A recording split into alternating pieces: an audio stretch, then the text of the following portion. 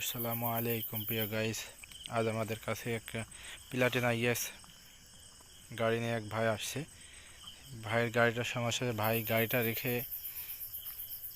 এক জায়গায় রেখেছিল, তারপরে গাড়িটা স্টার্ট নেয় না, কোনো মতে স্টার্ট দিতে পারে না ভাই। তারপরে আমাদের কাছে নিয়ে আসে, আমরা সব কিছু চেক করে দেখি সব ঠিক আছে, তারপরেও গাড়িটা স্টার্ট নেয় না। পরে আমরা রুকারটা দেখতে যা দেখলাম যে যেটা বড় রুকার, যেটা কার্বোটার সাইডে থাকে সেটা জাম। প্লাটিনা, ডিসকভার, পালসার গাড়িগুলোর উপরকার ভালভটা সব সময়তেই জাম হয়ে যায়, অটোমেটিকই জাম হয়।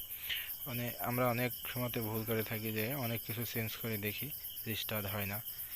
অনেক সময় চাবি দেখি, আগে এই জিনিসটা চেক করে নিলে এত কষ্ট করা লাগবে না। অবশ্যই আগে উপরের ভালভটা দেখে নেবেন, তাহলে ঝামেলাও হবে না। এই দেখেন গাড়ি স্টার্ট হয়ে গেছে ইনশাল্লাহ।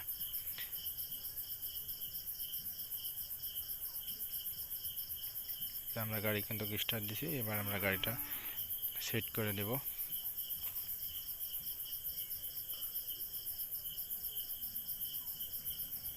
কাস্টমার ভাইটা অনেক ভয় পাইছিল যে রাখা গাড়ি হুট করে নষ্ট হয়ে গেল, গাড়িটা স্টার্টই নেয় না।